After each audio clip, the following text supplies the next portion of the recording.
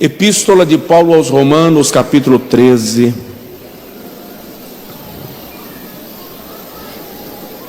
Versículo 11. Vou pregar não longamente, para que tenhamos o momento da celebração da ceia com tranquilidade. E digo isto a vós, conhecendo o tempo, que já é hora de despertarmos do sono, porque a nossa salvação está agora mais perto de nós do que quando aceitamos a fé. E digo isto a vós, conhecendo o tempo, que já é hora de despertardes do sono, porque a nossa salvação está agora mais perto de nós do que quando aceitamos a fé. Alguém pode dizer amém? Amém. Diga comigo, já é hora de despertarmos do sono. Eu gostaria de falar nesta noite de celebração da ceia do Senhor sobre despertamento espiritual.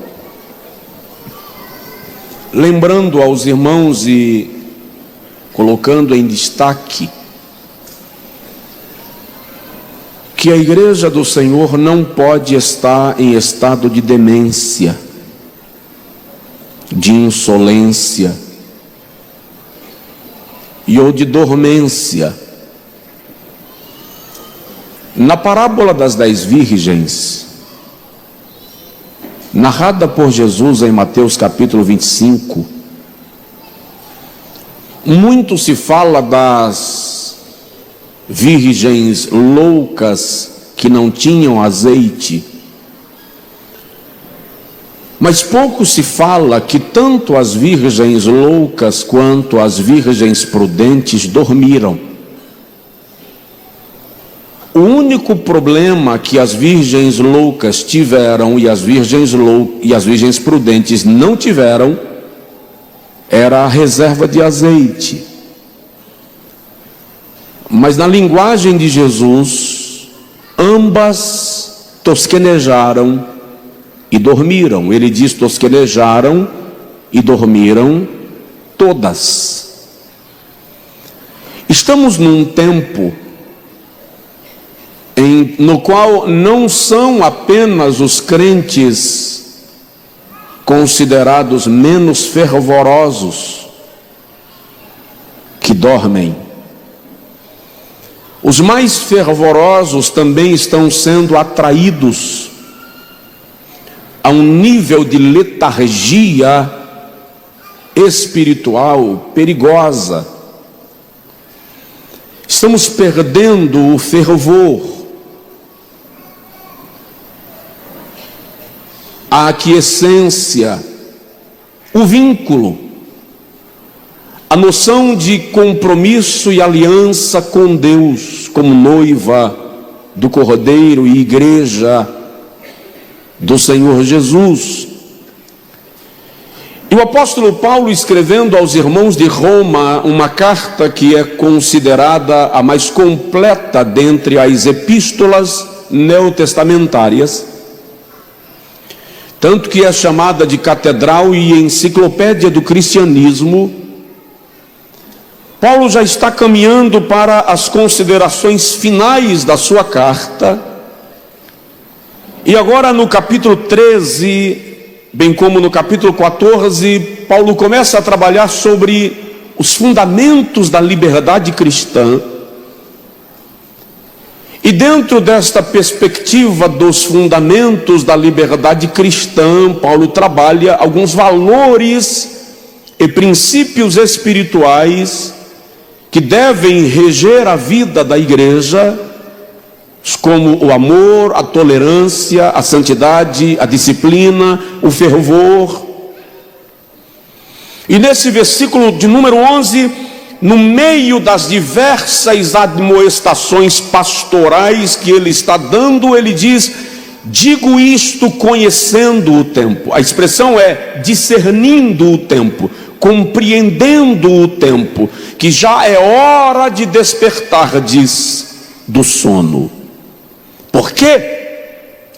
Porque a nossa redenção, esta é a expressão bíblica, a nossa redenção está agora mais perto de nós do que quando aceitamos a fé. E quando Paulo fala desta redenção, ele está falando da glorificação do nosso corpo, da parousia de Cristo, da volta de Jesus, do arrebatamento da igreja, do tempo em que o nosso corpo será transformado e arrebatado ao encontro do Senhor nos ares. Então Paulo diz: já é hora de estardes despertados do sono, porque a nossa redenção, porque esse dia tão esperado está agora mais perto de nós do que quando aceitamos a fé. A orientação de Paulo para a igreja de Roma e para nós hoje é que não nos adequemos a uma inércia espiritual, a um apagamento espiritual, mas vivamos um avivamento espiritual, porque a expressão despertar vai indicar tornar ativo aquilo que está inerte, avivar, colocar em ação, fazer movimentar aquilo que está parado. Quando ele escreve aos Efésios, no capítulo de número 5, versículo de número 14, ele diz: pelo que diz, desperta, ó tu que dormes, e levanta-te dentre os mortos, e Cristo te esclarecerá, Cristo te iluminará. A ordem, portanto, é de despertamento, porque o sono espiritual não é o lugar indicado para a igreja que espera Jesus voltar. O sono espiritual não é a posição ideal para a noiva do Cordeiro. Se eu fosse fazer um levantamento para os irmãos aqui do prejuízo do sono espiritual, e poderíamos citar diversos, eu iria mencionar, por exemplo, Eli.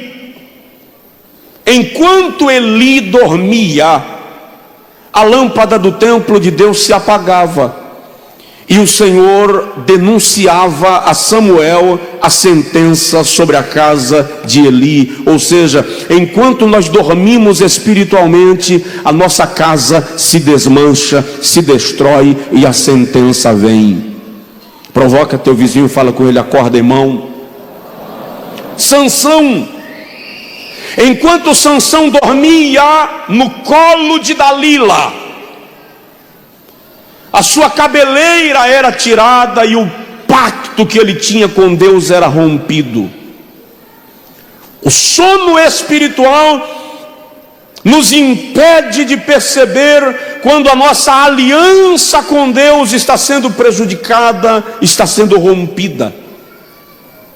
Enquanto Saul dormia, a sua bilha de água, a sua lança e a sua lança era roubada e a sua túnica era cortada. Você precisa entender que nós estamos em campo de peleja, e dormir coloca em risco as nossas reservas, expõe os instrumentos da nossa batalha. Enquanto Elias dormia, um anjo estava em pé ao lado dele, e se o anjo não o despertasse, Elias não teria presenciado o milagre da provisão divina para ele no deserto. Jonas dormia, e enquanto Jonas dormia, um navio se despedaçava. E o detalhe, a causa do despedaçamento do navio era o próprio dorminhoco que estava no porão. Nós não podemos deixar que o mundo se desmanche em torno de nós, enquanto Deus está dizendo: desperta, ó tu que dormes, e levanta-te dentre os mortos. E a igreja deste século, a igreja da minha geração, é uma igreja que ainda não conhece o despertamento espiritual na sua essência e potência. É uma igreja que ainda não se atentou para as questões espirituais que a envolvem. Nós somos bons em política, nós somos bons nos esportes, nós somos bons nas ciências diversas, e na questão da espiritualidade nós estamos negligenciando, e o Espírito Santo está dizendo: já é hora de despertardes do sono, já é hora de despertardes do sono, já é hora de despertardes do sono. Agora, em não muito tempo, o que significa despertar do sono? O que caracteriza um crente ou uma igreja que se despertou e está vivendo esse despertamento espiritual? O que caracteriza um povo que compreende o discernimento do tempo e sai desse estado de parada, de estagnação, para entrar num nível de espiritualidade que nos levará a experimentar o que Deus tem para a nossa vida. Então eu quero falar rapidinho sobre o que significa esse despertamento espiritual, e vamos analisar em que nível estamos. Primeiro, uma igreja que se desperta, um crente que se desperta, resplandece como luzeiro. Dá uma provocada no seu vizinho e diz para ele: você é luz. Você é luz. O Senhor Jesus, certa feita, no Sermão do Monte, e Mateus registra no capítulo 5, versículo 13 e 14, Jesus diz assim: vós sois o sal da terra, e se o sal se tornar insípido, com que se há de salgar? Para nada presta, senão para ser pisado pelos homens. Aí em seguida ele diz: vós sois a luz do mundo, e não se pode esconder uma cidade iluminada, edificada sobre um monte. Nem se acende o candeeiro e o coloca debaixo da mesa. Quando Jesus menciona a igreja como luz do mundo, Ele está dizendo claramente que nós somos referenciais. Você é referência para o mundo. E de repente Jesus diz: não se esconde uma cidade iluminada, edificada sobre um monte. Ele está dizendo: você não passa desapercebido. Não se coloca o candeeiro aceso debaixo da mesa, ou seja, não esconda-se, faça a sua luz resplandecer. O apóstolo Paulo, falando desse assunto aos Filipenses, no capítulo de número 2, versículo de número 15, diz assim: para que sejais irrepreensíveis e sinceros, servos de Deus imaculados, no meio de uma geração corrompida e perversa, no meio da qual resplandeceis como luzeiros no mundo. Uma igreja que despertou, uma igreja que entendeu o seu papel, compreende que ela resplandece, ela é visível e não precisa se esconder. Um dia, e esta para mim é uma das visões mais lindas da Bíblia, Zacarias capítulo de número 4, versículo de número 2, o anjo do Senhor pergunta a Zacarias: que vês, Zacarias? E Zacarias responde: eu vejo um castiçal todo de ouro, com 7 lâmpadas, e 7 canudos que ligam as lâmpadas a um vaso de azeite. Zacarias está tendo uma visão comum, não é comum para nós, mas o castiçal era a lâmpada do templo, que em 1 Samuel 3,3 é chamado de lâmpada de Deus. O castiçal deveria permanecer aceso durante todo o tempo do serviço no santuário. E ele tinha 7 lâmpadas, que lá no Apocalipse se revela que elas representam os 7 Espíritos de Deus. Cada lâmpada era ligada por um canudo a um vaso de azeite.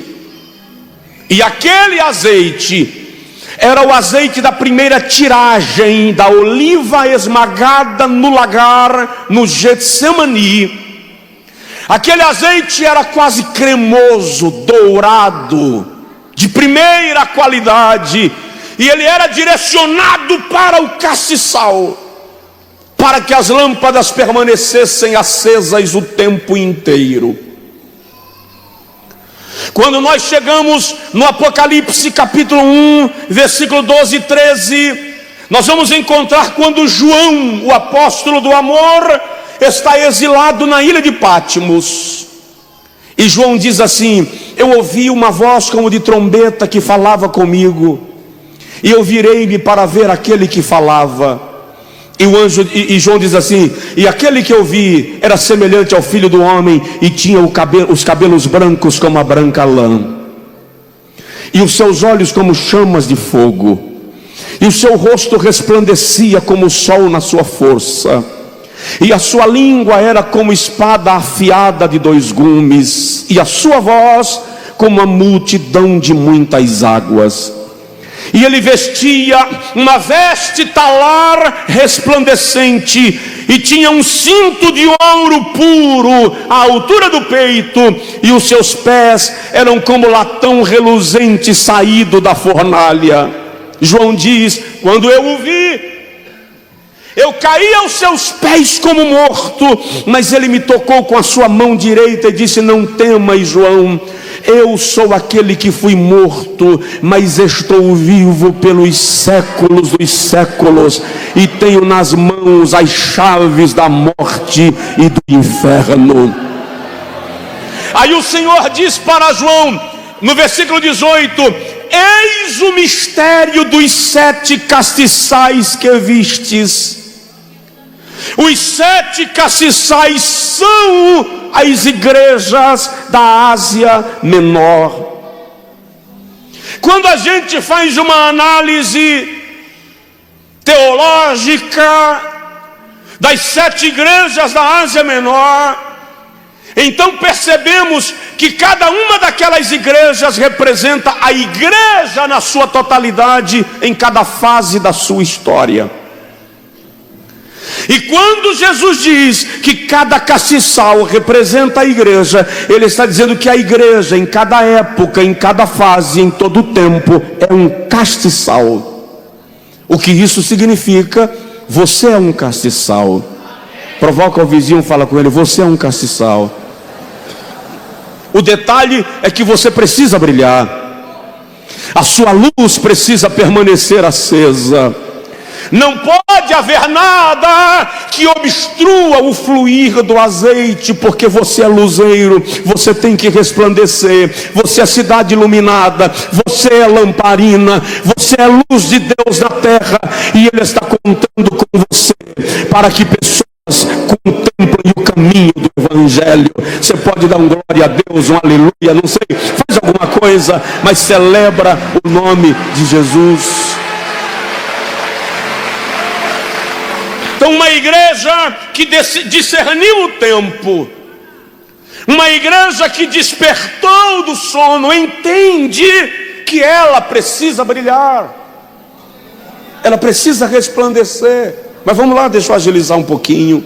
Segundo lugar, uma igreja que despertou do sono desenvolve, agora pega pesado, desenvolve uma vida de oração.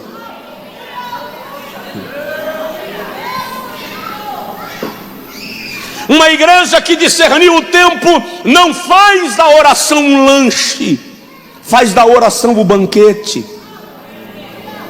John Wesley dizia, um grande avivalista do Reino Unido, que a oração é o oxigênio da alma. Em Mateus capítulo 26, versículo 40 a 43, Jesus se aproxima dos discípulos que dormiam, e ele diz assim: mas nem uma hora pudestes velar comigo. Jesus está dizendo que quem está orando está velando. O que é velar? Velar é ser sentinela. Velar é ser o vigilante daquele período. O que é velar? É estar na posição de observação das coisas que estão acontecendo ao redor. Ou seja, enquanto muitos dormem, aqueles que oram estão mantendo a torre de vigia iluminada, para que o inimigo não nos ataque na calada da noite. Este é o tempo da oração e do despertamento espiritual. Aleluia! Quando Ana orava no templo acerca do seu pedido a Deus de um filho, e o sacerdote, sumo sacerdote Eli, não a entendeu, e se aproximou dela e perguntou: até quando tu estarás bêbada nesse teu vinho? No versículo 15 do capítulo 1, ela diz: a tua serva não está bêbada, porque eu não sou filha de Belial. Pelo contrário, a minha alma está angustiada e se derramando diante do meu Deus. Isto é tão poderoso na Bíblia, que no Salmo de número 55, versículo 17, o salmista diz: à tarde, pela manhã e à madrugada me levantarei e clamarei ao Senhor, e Ele ouvirá a minha voz. No Salmo de número 66, versículo 18 e 19, o salmista diz assim: se eu tivesse guardado iniquidade no meu coração, o Senhor não teria me ouvido, mas graças a Deus, o Senhor ouviu a voz da minha oração. Salmo 32:5, quando o Senhor me disse a mim: buscai a minha face, o meu coração te disse a ti: a tua face, ó Senhor, eu buscarei. Olha que coisa linda, o Salmo 109, o salmista diz assim: em troca do meu amor, os meus inimigos armam contra mim, mas eu faço uma oração. Olha que coisa linda. Os meus inimigos armam contra mim, mas eu faço uma oração. Jeremias 33:3 diz assim: clama a mim e responder-te-ei, anunciar-te-ei coisas grandes e firmes que não sabes. A oração é tão extraordinária, segura, pega isso, leva para casa, que João tem uma visão. E na visão de João, ele vê quando um dos seres vivos se movem de diante do trono e pegam uma taça cheia de incenso. E João diz que aquele ser vivo chegou diante do altar com aquela taça e derramou o incenso sobre o altar. E a Bíblia diz assim: e o incenso, Apocalipse 5:8, são as orações dos santos. Eu vou repetir: e o incenso são as orações dos santos. Eu vou repetir: e o incenso são as orações dos santos. Sabe por que eu estou repetindo tanto? Porque o texto diz que quando o anjo derrama o incenso, há trovões e relâmpagos e vozes que procedem do trono de Deus. Ei, a sua oração move os céus.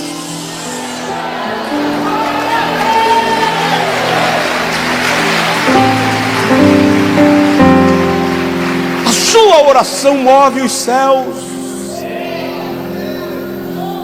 Então, uma igreja que despertou, desenvolve uma vida de oração. Tiago capítulo 5, versículo 14, a Bíblia diz assim: a oração de um justo pode muito em seus efeitos. Provoca teu vizinho, diz para ele: vai orar, irmão. Mateus capítulo 6, versículo 6, Jesus diz assim: entra no teu quarto, fecha a tua porta, ora teu pai em secreto, ele que te vê em secreto te recompensará em público. Presta atenção, para de reclamar na rua, para de reclamar na rede social, larga a mão de idiotice, de ficar mandando farpada para os outros em rede social.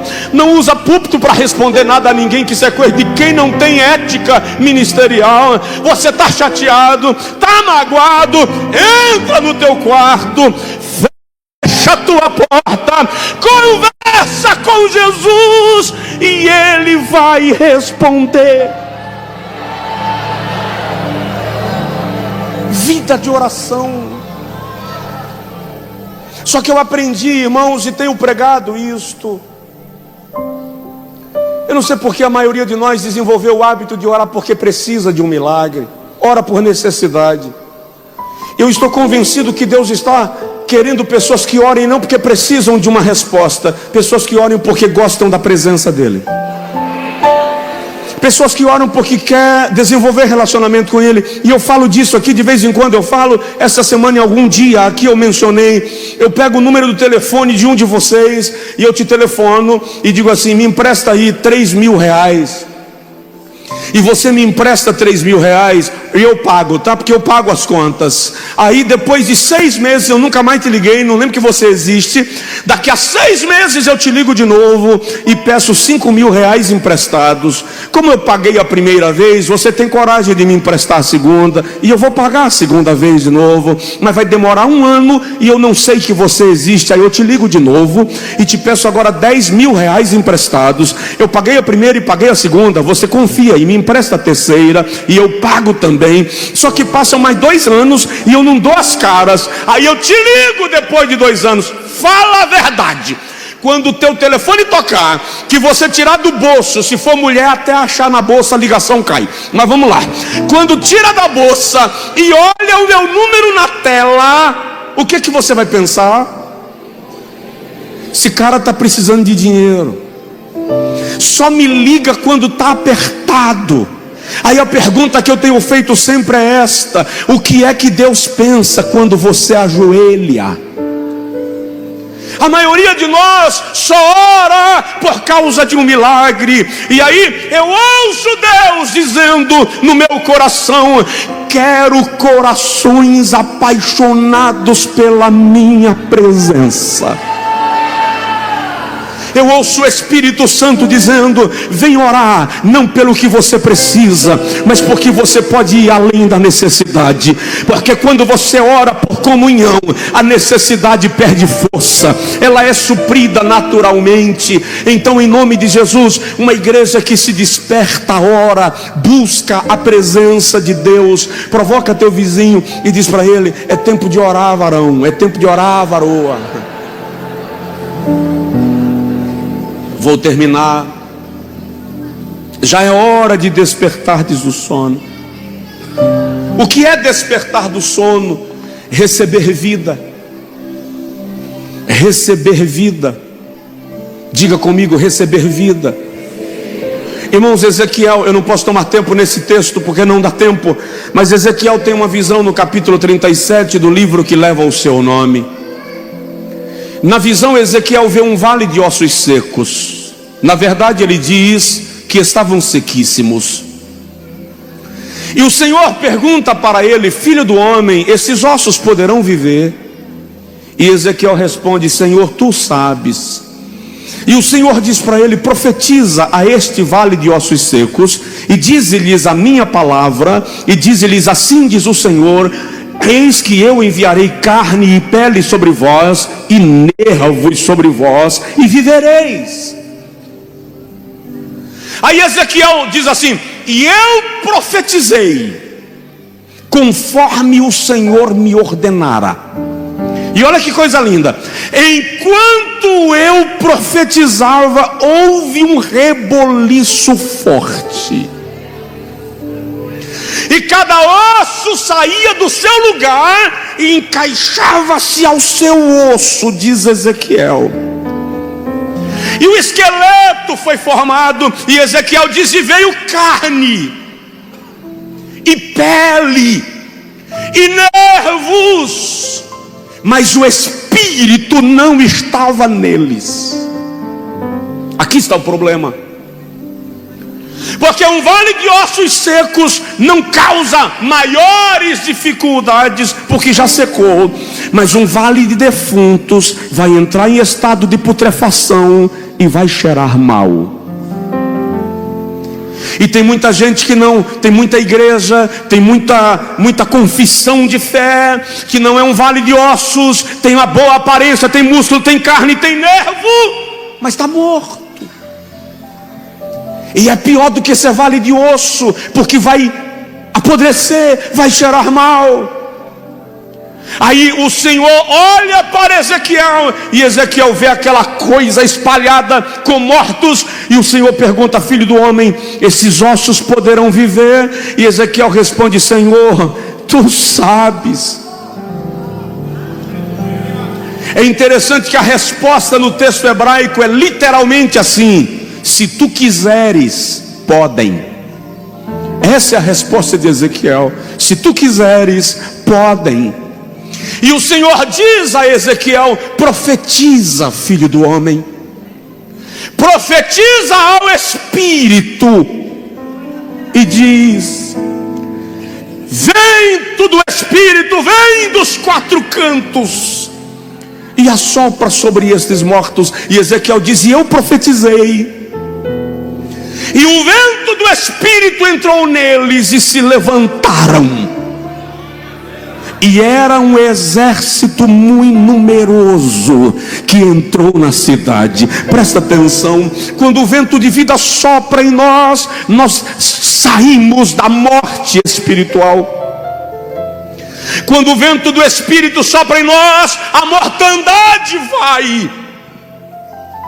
E o extraordinário é que um vale de ossos se transforma no exército. Quando você está morto, toda a sua força para. Quando você ressuscita pelo Espírito, você é um exército. O que o Senhor está querendo fazer com a sua igreja no Brasil este tempo é fazer dela um grande exército que entra na cidade, um grande exército que se posiciona na cidade, um grande exército que influencia a cidade. Mas é o tempo, este é o tempo, esta é a hora de toda a morte espiritual sair, de um pecado ser abandonado, porque o Espírito de Deus quer nos levar a uma dimensão de vida espiritual extraordinário. Onde está a vida do Espírito Santo em nós? Despertar do sono é voltar a viver. Estamos num país, presta atenção nisso, porque isso aqui historicamente confronta a gente. Estamos num país de casas cheias, de igrejas cheias, mas a corrupção toma conta da nação, a prostituição toma conta da nação, a violência cresce na nação, a pedofilia desponta, a destruição de famílias cresce. Pai mata filho, filho mata pai. Aqui acolá, um casal, um pai, uma mãe joga uma criança de uma janela de apartamento. Gente, isso não é normal perto de uma igreja que despertou. Não, pastor, não tem nada a ver. Alguém vai me criticar. Tem coisas que eu digo aqui que no outro dia me arrebentam na internet. Mas a história diz que em todos os grandes avivamentos da igreja na história, a corrupção caiu, a prostituição reduziu, a violência caiu, a violência contra a mulher caiu, a violência contra o idoso caiu. Por quê? Porque quando há avivamento existe reflexo na sociedade. Eu vou repetir: quando há avivamento existe reflexo na sociedade. Chega de ser apenas eleitor, chega de ser apenas empresário, chega de ser apenas empregado. Você é luzeiro, você é luz, você é instrumento de Deus. Você tem que influenciar, sua presença tem que influenciar.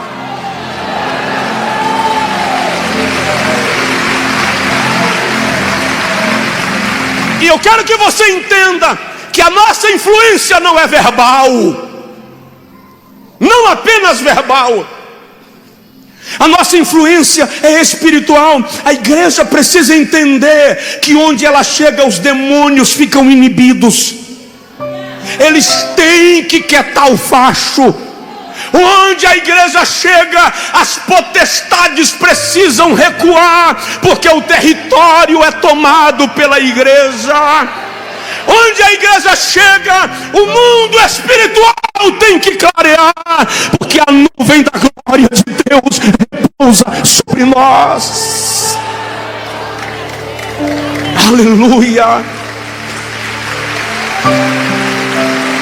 Você precisa ser uma ameaça para o diabo. Diz aí para o seu vizinho: você tem que ser uma ameaça para o diabo.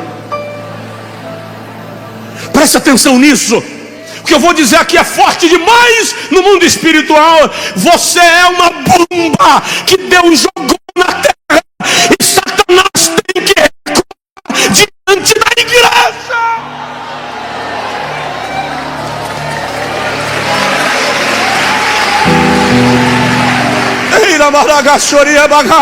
Se o diabo está convivendo com a gente, se os demônios estão dividindo a rua com a gente, se Satanás está frequentando a sua casa, se o diabo consegue bagunçar a igreja, significa que a igreja não despertou, significa que a igreja não entendeu ainda.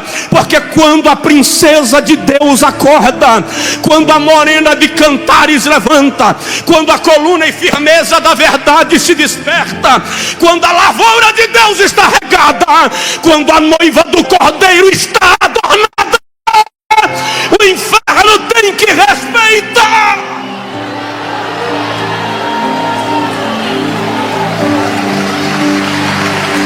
Receba a vida, receba a vida, receba a vida. Provoca o vizinho e fala com ele: receba a vida, receba a vida.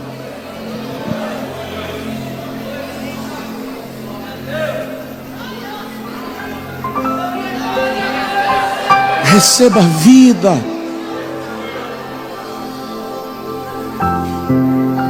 Receba a vida. A gente toma ceia, a gente vai para a igreja, mas a morte está na panela.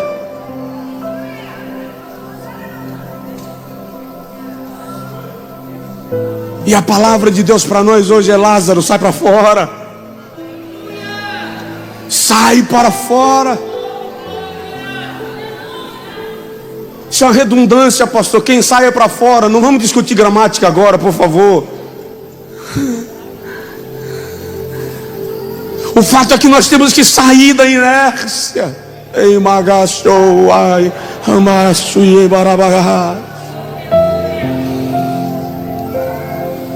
E o que é extraordinário, e eu encerro, é que na visão de Ezequiel, 2 elementos geraram vida no vale de ossos secos. O primeiro elemento foi a palavra. Ele diz: enquanto eu profetizava, houve um reboliço. É tempo de profetizar a palavra, é tempo de valorizar a palavra, é tempo de amar a palavra, é tempo de viver a palavra. Porque a palavra não precisa de ajuda, a palavra não precisa de arranjo, a palavra é poderosa sem depender de invencionice de quem quer que seja, para provocar reboliço no vale de ossos secos. O salmista diz: a tua palavra é purificada no fogo 7 vezes. Enquanto eu meditava, um fogo se acendeu dentro de mim. Jeremias diz: a tua palavra é martelo que esmiuça a penha e fogo que queima a palha. Tiago diz: a palavra de Deus é espada afiada de 2 gumes. E o segundo elemento que provocou vida no vale de ossos secos foi o Espírito Santo. Diga comigo, o Espírito Santo. Então eu quero concluir falando disso. Uma igreja que despertou do sono é uma igreja que busca ser cheia do Espírito Santo. E agora eu vou falar de algo que de certa forma quebra um bocado do protocolo que eu mesmo já estabeleci para mim mesmo. Uma igreja cheia do Espírito Santo adora com espontaneidade, com liberdade, sem protocolo, sem chameguinho, porque culto para Deus não é tacinha de cristal, bonequinha de cerâmica. Uma igreja cheia do Espírito Santo não se preocupa em oferecer um culto receitado, porque ela não está formatada dentro de um funil.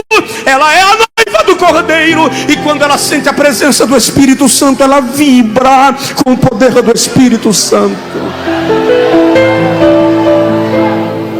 É por isso que eu não me incomodo quando alguém dispara com um grito que ecoa, porque eu entendo que uma igreja cheia do Espírito Santo, quando sente o poder do Espírito, flui, libera, desperta, experimenta, mergulha.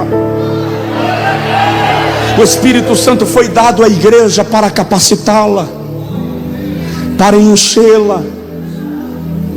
Atos 2 diz: e cumprindo-se o dia de Pentecostes, estavam todos reunidos no mesmo lugar, e de repente veio do céu um som como de um vento impetuoso que encheu a casa onde estavam assentados, e foram vistas línguas repartidas como que de fogo, as quais pousaram sobre cada um deles, e todos foram cheios do Espírito Santo. Quantos? Quantos? Quantos? Quantos? Todos. Então provoca seu vizinho e fala com ele: a promessa é para você. E todos foram cheios do Espírito Santo, e começaram a falar em outras línguas. Eu vou repetir: e começaram a falar em outras línguas. Eu vou repetir: e começaram a falar em outras línguas. Ei, o que você está esperando para começar a falar em outras línguas? E começaram a falar em outras línguas, conforme o Espírito lhes concedia que falassem.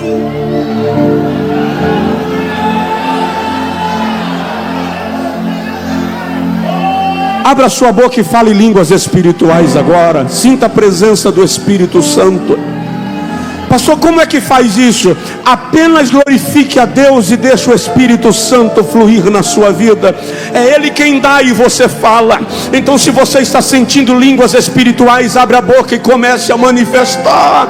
Aleluia, aleluia, aleluia. Ei, baixorebanai, baixurianzoragas.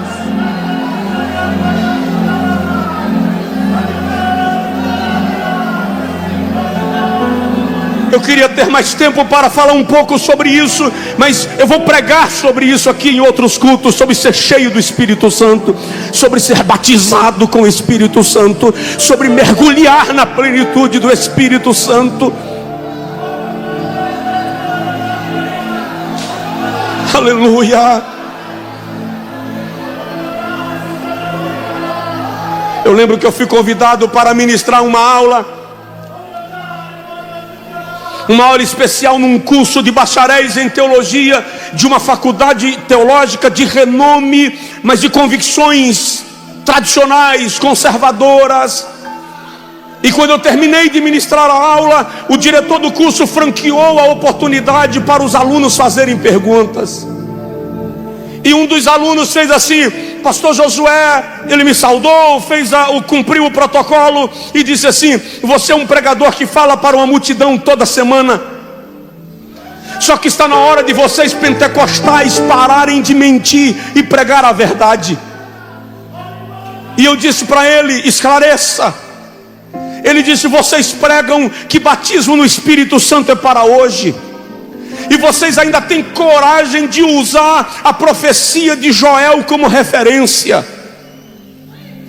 Ele disse: só que a profecia de Joel se cumpriu em Atos capítulo 2. E ele abriu a Bíblia e me provou, Atos 2,14. Hoje se cumpre a palavra do profeta Joel. Ele disse, já o batismo com o Espírito Santo foi para a igreja primitiva, para que ela alcançasse o mundo de então, não é mais para hoje. Você pode consertar esse equívoco teológico da sua denominação. Ele foi meio deselegante na colocação, e quando ele sentou e a turma estava meio que parada, porque foi muito forte a colocação dele, eu disse para ele: primeiro eu quero te parabenizar, porque 4 anos de faculdade teológica te ajudaram a identificar o tempo do cumprimento de algumas profecias, então parabéns. Mas eu quero te fazer uma pergunta antes de responder a sua. Você crê que o Espírito Santo que usou a Joel é o mesmo Espírito Santo que usou a Pedro? Ele disse: é claro que eu creio. Eu falei com ele: então está resolvida a questão. A profecia de Joel era de fato só para a igreja primitiva e se cumpriu em Atos 2. Tanto que Pedro diz: hoje se cumpre a palavra do profeta Joel. Só que Deus, o Pai, derramou o Espírito Santo sobre o cenáculo e ficou olhando lá de cima. Imagina aí o Todo-Poderoso sentado no seu trono de glória, olhando o que está acontecendo no cenáculo, e o movimento do cenáculo, e os apóstolos falando em línguas. Aí Jeová disse: eu vou prorrogar esse negócio, eu vou estender essa festa, eu não vou deixar ela parar. Aí o Espírito Santo tomou a boca de Pedro e disse em Atos 2:39: esta promessa se diz respeito a nós e a vós e aos vossos filhos e aos que estão longe e a tantos quantos Deus nosso Senhor chamará.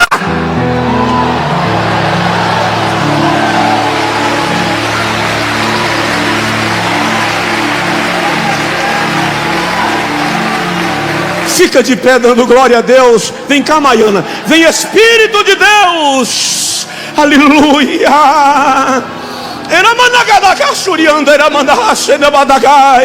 Dá uma sacudidela de leve no seu vizinho e diz para ele: é tempo de ser cheio. É tempo de ser cheio. É tempo de ser cheio. Esse é tempo de avivamento.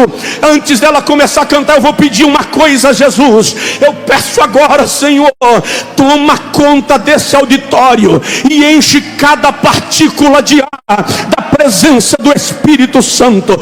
Arrebata crente nesta noite em júbilo, em festa, em línguas estranhas, em profecia, em variedade de línguas, em nome de Jesus.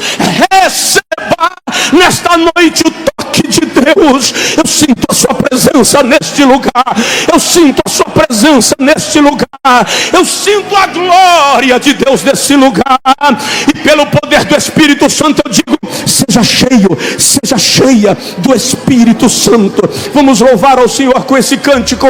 A igreja canta. Se você sentir desejo de cantar em línguas, cante em línguas. É tempo de avivamento, é tempo de avivamento, é tempo de avivamento, é tempo de festa. Só quem pode, erga a sua voz e dê glória.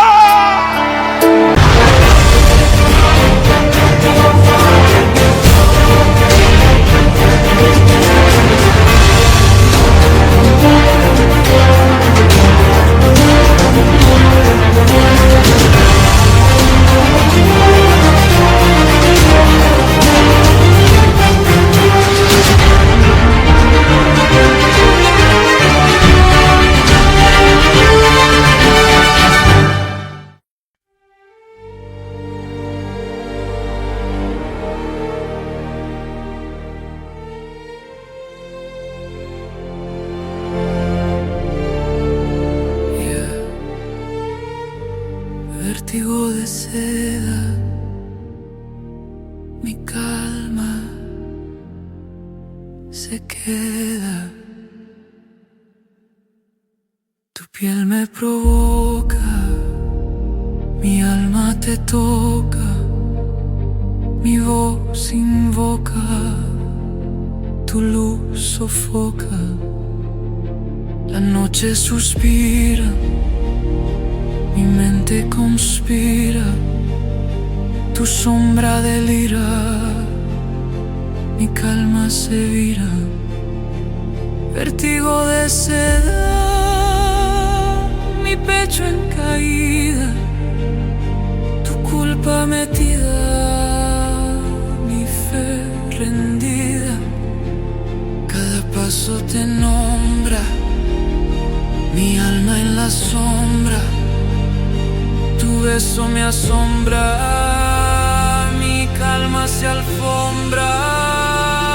El aire me atrapa, mi pecho se escapa, tu nombre me tapa, mi voz se desmapa, vértigo de seda, mi trama encendida, tu luz prendida.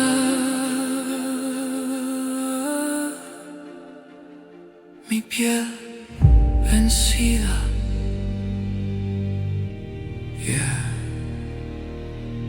vértigo de seda, mi alma completa.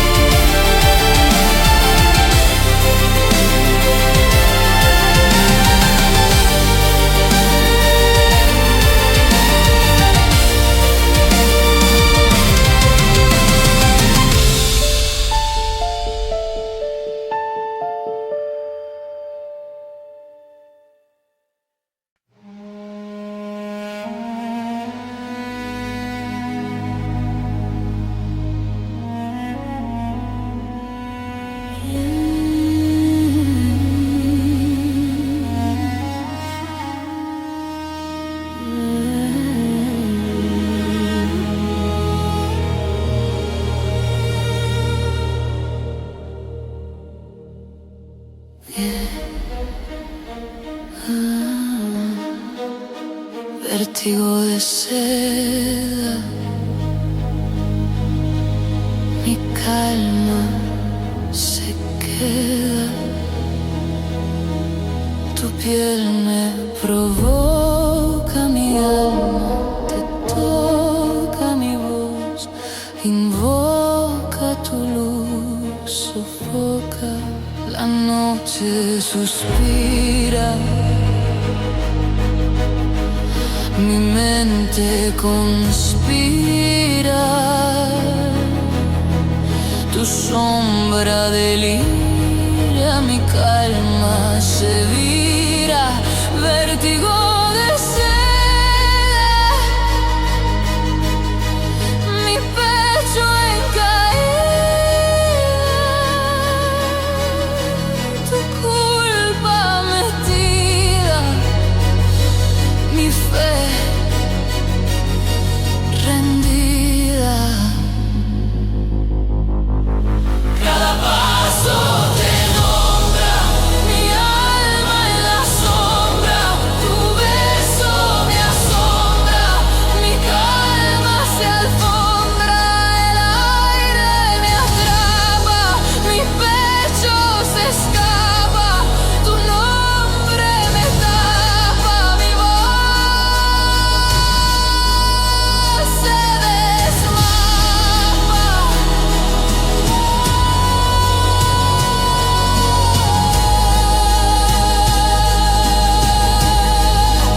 Vértigo de seda, mi trama encendida,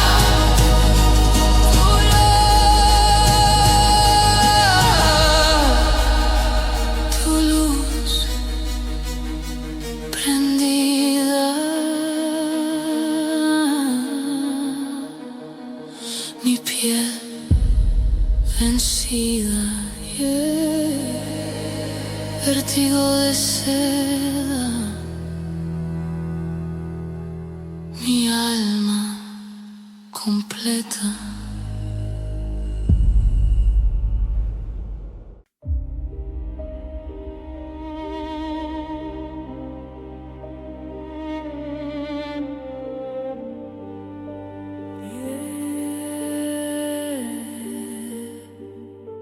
Vértigo de seda, mi calma se queda,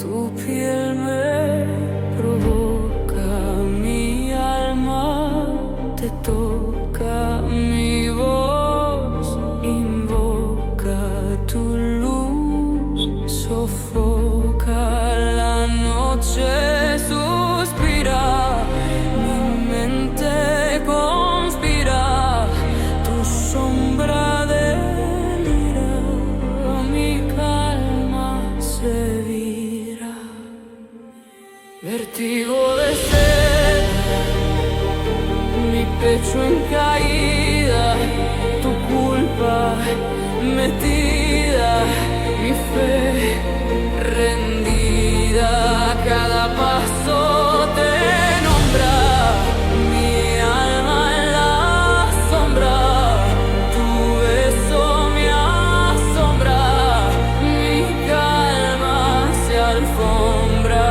el aire me atrapa, mi pecho se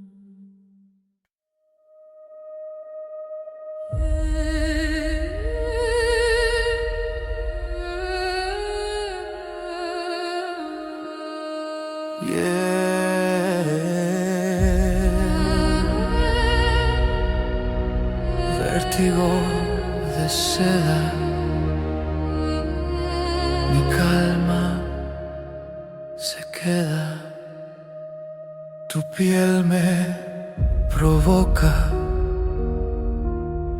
mi alma te toca, mi voz invoca, tu luz sofoca. La noche suspira, mi mente conspira, tu sombra delira, mi calma se vira.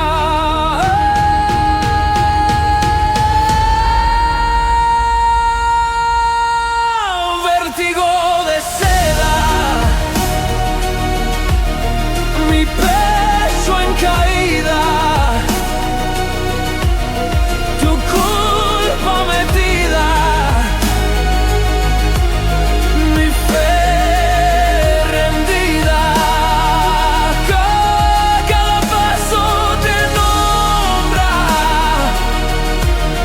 mi alma en la sombra, tu beso me asombra, mi calma se alfombra. El aire me atrapa, mi pecho se escapa, tu nombre me tapa, mi voz se desmapa. Vértigo de seda, mi trama encendida, tu luz prendida,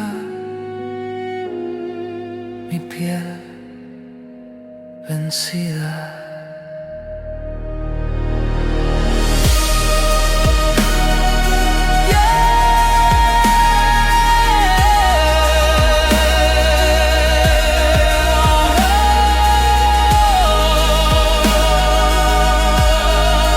Vértigo de seda,